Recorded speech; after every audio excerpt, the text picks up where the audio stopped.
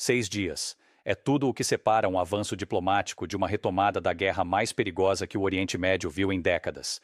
E a variável mais importante nesses 6 dias não é um míssil, não é um navio, não é sequer Trump. É um silêncio. Um silêncio específico, de um governo específico, sobre uma oferta específica que poderia encerrar esta guerra. Ou expor que ninguém realmente quer que ela termine em termos que sejam reais. Vou guiá-lo exatamente pelo que esse silêncio significa. E ao final deste vídeo, prometo, na próxima vez que você ver uma manchete sobre o Irã, você a lerá de forma completamente diferente. Na segunda-feira, enquanto todas as grandes redes estavam focadas nos movimentos de navios no Estreito de Hormuz e nas publicações de Trump no Truth Social sobre eliminar lanchas de ataque rápido iranianas, e eu entendo por quê. São dramáticas, são visuais, são os clipes que se compartilham. Enquanto tudo isso consumia o ciclo de notícias, algo muito mais importante aconteceu em Moscou. Dmitry Peskov, porta-voz oficial de Putin, ficou diante de repórteres e disse o seguinte: esta proposta foi apresentada pelo presidente Putin em contatos com os Estados Unidos e estados regionais. A oferta ainda está de pé, mas não foi respondida. A oferta que ele descrevia, a oferta da Rússia, é remover fisicamente o urânio enriquecido do Irã do solo iraniano e armazená-lo dentro da Rússia, como parte de uma estrutura de paz que poderia encerrar esta guerra. A resposta da América a essa oferta, em 15 de abril de 2026, silêncio. Não uma rejeição, não uma aceitação, não uma contraproposta. Silêncio. Se você é novo aqui e se importa em entender o que realmente está impulsionando os eventos globais, não apenas as manchetes, mas a mecânica real por trás delas, considere se inscrever. É exatamente o tipo de história que cobrimos. E só fica mais importante a partir daqui. Para entender por que esse silêncio é tão alto, você precisa entender a forma completa do que veio antes. Porque isso não começou na segunda-feira. Começou em 28 de fevereiro de 2026. Naquela manhã, os Estados Unidos e Israel lançaram a Operação Fúria Épica. Quase 900 ataques em 12 horas. Os alvos incluíam sistemas de mísseis iranianos, infraestrutura de defesa aérea, instalações de comando militar e a própria liderança iraniana. O líder supremo Ali Khamenei foi morto na primeira onda. E então, um detalhe que a imprensa ocidental deixou passar rápido demais. Um míssil atingiu uma escola de meninas adjacente a uma base naval perto de Bandar Abbas. Aproximadamente 170 civis mortos. Não estou levantando isso por razões jurídicas. Estou levantando porque você não pode entender por que o Irã se recusou a simplesmente ceder sob pressão, sem entender que esta guerra, da perspectiva iraniana, começou com o assassinato de seu líder e a morte de 170 crianças em uma escola. Esse fato é estruturante para tudo que vem depois. A resposta do Irã foi imediata e massiva. Centenas de mísseis de retaliação, milhares de drones e o fechamento do Estreito de Hormuz. O corredor de 33 quilômetros de largura, por onde aproximadamente 20% do suprimento mundial de petróleo passa todos os dias. Por 46 dias, a guerra continuou. Ataques, contra-ataques, tentativas de cessar-fogo, violações de cessar-fogo. O custo: milhares de mortos no Irã, dezenas em Israel, 13 militares americanos mortos. Os preços do petróleo subiram mais de 31%, agora acima de $95 por barril, apertando as finanças de famílias em todos os países da Terra. Em 7 e 8 de abril, o Paquistão intermediou um frágil cessar-fogo de 2 semanas. Essa janela expira em 21 de abril, 6 dias a partir de hoje. Dentro dessa janela de 6 dias, tudo, cada negociação, cada canal paralelo, cada mediador voando entre capitais, orbita em torno de uma única questão. Uma questão que quebrou cada rodada de conversas, não apenas nesta guerra, mas ao longo de décadas de diplomacia entre EUA e Irã. O que acontece com o urânio enriquecido do Irã? Aqui está a realidade dessa questão. O Irã atualmente possui aproximadamente 400 quilos de urânio altamente enriquecido. O secretário de Defesa, Pete Hegseth, confirmou publicamente que o material está enterrado no subsolo, enriquecido a aproximadamente 60% de pureza. Isso não é nível de armamento. Nível de armamento é acima de 90%. Mas a AIEA descreveu 60% como perigosamente próximo. Com as centrífugas modernas, um país a 60% de enriquecimento está a semanas de uma arma se decidir avançar. A exigência da América, confirmada no CNN, Time, Axios e Washington Post. O Irã deve encerrar permanentemente todo o enriquecimento, desmantelar suas principais instalações nucleares e remover fisicamente esses 400 quilômetros do território iraniano. Não reduzir, não diluir, remover, tirar do país.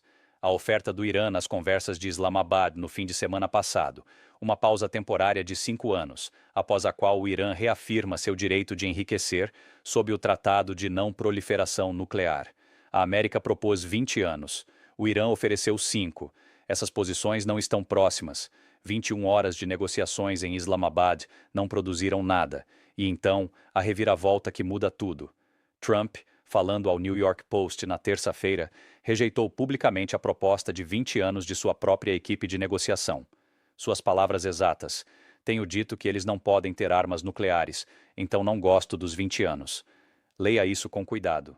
A equipe americana foi a Islamabad com uma suspensão de 20 anos como sua posição. No dia seguinte ao colapso das conversas, Trump disse a um jornal que não gosta dessa posição, o que significa que ninguém, nem o Irã, nem a Rússia, nem os mediadores, nem nós assistindo de fora, sabe qual é realmente a posição da América agora. Isso não é um ponto retórico, é o centro operacional de toda esta crise. Foi nesse momento que a Rússia escolheu falar, e quero que você entenda que esse timing não é coincidência. A Rússia tem 3 interesses distintos nesta guerra, e nenhum deles é caridade. O primeiro é econômico. Petróleo acima de $95 por barril é dinheiro fluindo diretamente para as receitas do governo russo, financiando sua guerra na Ucrânia e isolando sua economia das sanções ocidentais. Um acordo de paz rápido que reabre o Estreito de Hormuz amanhã não é do interesse financeiro imediato da Rússia. O segundo é a alavancagem estratégica. Rússia e Irã vêm se aproximando há anos, acelerado pelas sanções ocidentais sobre ambos.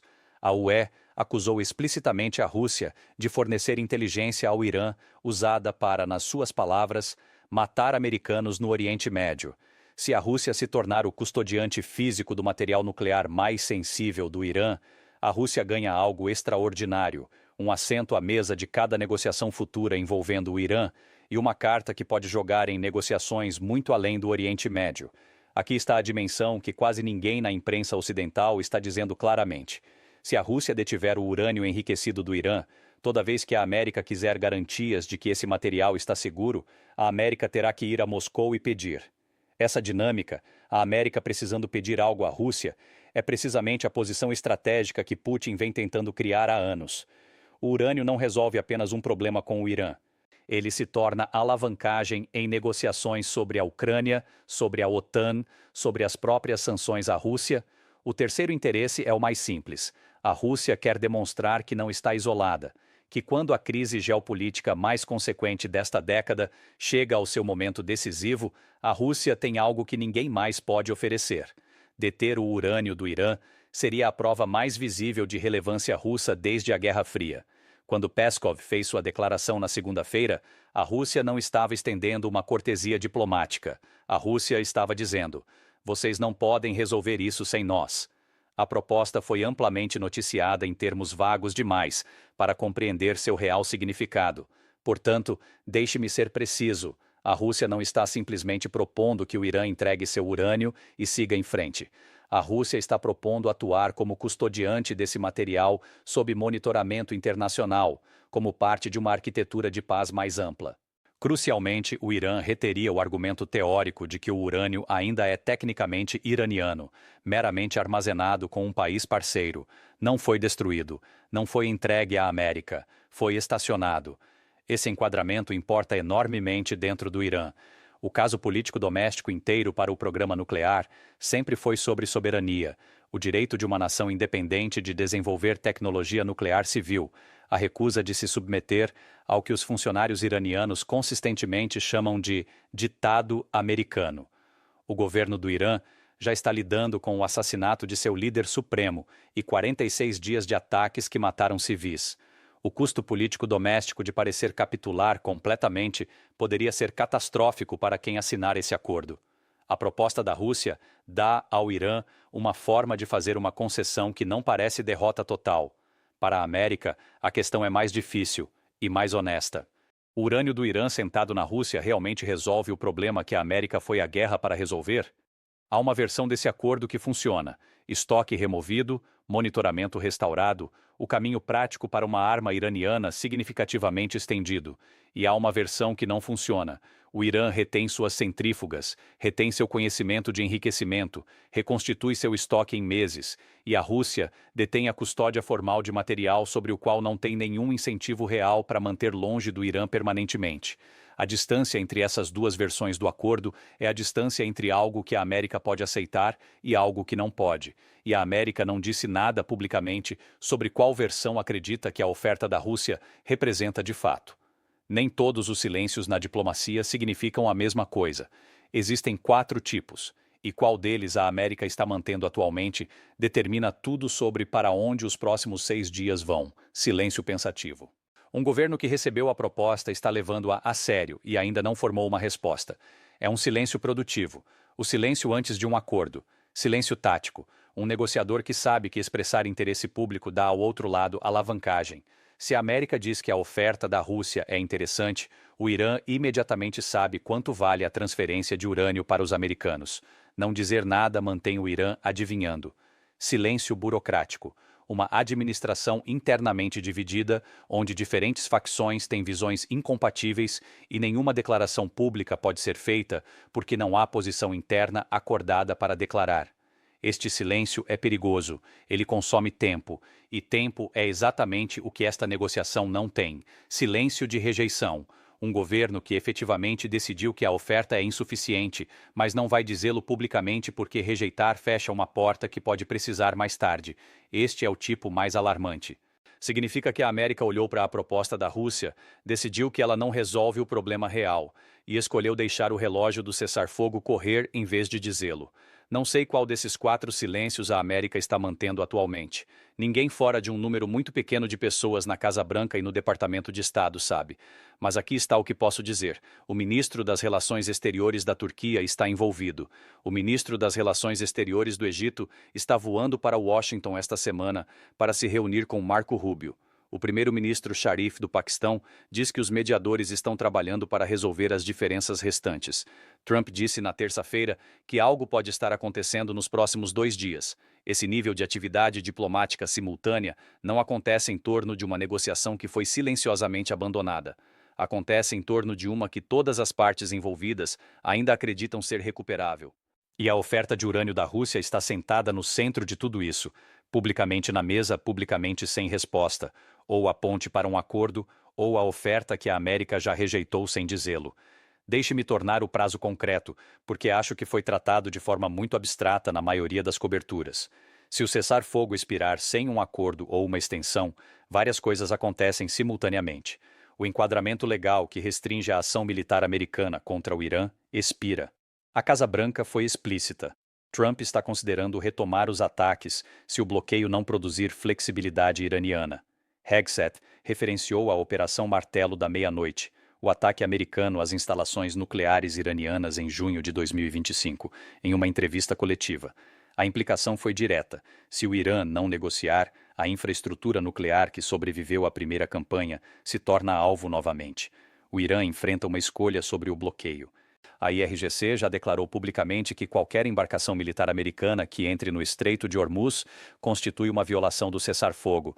Comandantes da IRGC confirmaram que o Irã tem capacidades não utilizadas e poderia implantar novas táticas. A decisão de não usá-las até agora foi política. Em 22 de abril, essa restrição política muda. Os mercados de petróleo, já elevados em esperanças de resolução, recebem um sinal de que este conflito não tem fim próximo. O Centro de Política Energética Global da Universidade Columbia avaliou que os preços não cairão significativamente até que o estreito seja totalmente reaberto e as instalações danificadas sejam reparadas, potencialmente mantendo o petróleo elevado até o final de 2026. Se o cessar-fogo colapsar, esse prazo se estende. O custo econômico recai mais duramente sobre países da Ásia, África e Sul da Ásia, que não conseguem absorver choques nos preços do petróleo da forma que economias mais ricas conseguem. Agora, depois de tudo isso, quero fazer a pergunta que mais importa. A proposta da Rússia é realmente uma ponte para um acordo? Ou é uma carta que a Rússia está jogando por razões próprias, em um jogo que tem muito pouco a ver com a paz no Oriente Médio? O caso de que funciona. Se o Irã transferir 400 quilos de urânio altamente enriquecido para a Rússia, sob condições de monitoramento internacional, o risco imediato de militarização que a América citou como sua principal justificativa para esta guerra é removido. Não permanentemente, o Irã retém o conhecimento, retém a infraestrutura, mas o material se foi. Isso remove o argumento militar mais urgente para a pressão continuada. Dá a Trump uma vitória que ele pode reivindicar publicamente. Dá ao Irã uma concessão que pode apresentar domesticamente como algo diferente de derrota total. O caso de que não funciona. As centrífugas do Irã permanecem. O conhecimento de enriquecimento do Irã permanece. A Rússia não é aliada da América e não tem nenhum incentivo particular para restringir o acesso iraniano ao seu próprio urânio de formas que sirvam aos interesses estratégicos americanos. Um acordo construído sobre a Rússia deter o material nuclear do Irã é um acordo construído na confiança na Rússia, um país que ativamente fornece inteligência usada contra pessoal americano, para ser um custodiante responsável e permanente do material mais sensível no conflito mais contestado da Terra. Ambos os argumentos são sérios, ambos refletem realidades estratégicas reais, e aqui está o que torna o silêncio tão alto. Trump disse na terça-feira que não gosta da proposta de 20 anos. 100 qualificadores, 100 anos. Eles não podem ter armas nucleares. E uma fonte próxima de Netanyahu confirmou que o vice-presidente Vance disse ao primeiro-ministro israelense depois de Islamabad que o verdadeiro ponto de atrito era remover todo o material enriquecido do Irã e garantir nenhum enriquecimento. Não por 20 anos, não por 5 anos, potencialmente por décadas. Se essa é a posição americana real, não uma pausa, mas a eliminação completa e permanente do enriquecimento iraniano, então a oferta de urânio da Rússia, mesmo que aceita, não a satisfaz. Porque a oferta da Rússia move o estoque. Não desmantela as centrífugas, não aborda a insistência soberana do Irã, declarada clara e repetidamente, de que não abandonará permanentemente o direito de enriquecer, o que significa que a América pode estar em silêncio sobre a oferta da Rússia, não porque está considerando-a, mas porque já decidiu que a oferta não resolve o problema real. E dizer isso publicamente colapsaria a última arquitetura diplomática restante antes de 21 de abril. Essa é a possibilidade mais alarmante sentada dentro desta semana, que o silêncio não é incerteza, que o silêncio é uma resposta. Uma fonte regional falando com a Axios esta semana capturou o momento atual melhor do que qualquer declaração oficial. Não estamos em um impasse completo. A porta ainda não está fechada. Ambos os lados estão negociando. 6 dias restantes. A oferta de urânio da Rússia na mesa sem resposta. Trump dizendo que algo pode acontecer nas próximas 48 horas. Mediadores da Turquia, Egito, Paquistão e Omã trabalhando simultaneamente. O Irã confirmando capacidades não utilizadas. A América reservando o direito de atacar novamente. E Dmitry Peskov de pé diante de repórteres em Moscou dizendo: a oferta ainda está de pé, mas não foi respondida. Aqui está o que observar nas próximas 72 horas. Não as publicações de Trump no Truth Social. Não as posições dos navios no Estreito de Hormuz. Observe o que o Departamento de Estado diz. Observe o que Rubio diz em sua reunião com o ministro das Relações Exteriores do Egito. Observe se algum funcionário americano, em registro, nos bastidores, em qualquer forma, reconhece publicamente a proposta da Rússia. Porque o primeiro momento em que a América quebra seu silêncio sobre essa oferta, seja para aceitar, rejeitar ou propor condições, diz mais sobre para onde esta guerra está indo do que qualquer movimento militar no Golfo. 6 dias não são suficientes para o silêncio se manter. Algo quebra antes de 21 de abril. Ou um acordo é alcançado, um cessar-fogo é estendido, ou a guerra recomeça.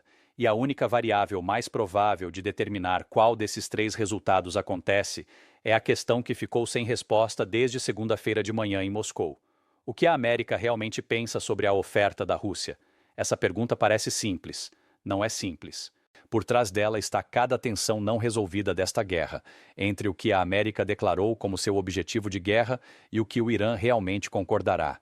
entre a pressão que um bloqueio pode realisticamente aplicar e o piso político doméstico abaixo do qual nenhum governo iraniano pode descer sem colapsar, entre o que a Rússia está genuinamente oferecendo e o que a Rússia está ganhando estrategicamente ao oferecer.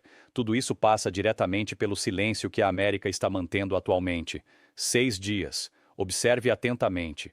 Se esta análise ajudou você a entender algo que as manchetes não mostraram, compartilhe com alguém que esteja acompanhando esta história. Eles precisam ver o quadro completo antes de 21 de abril.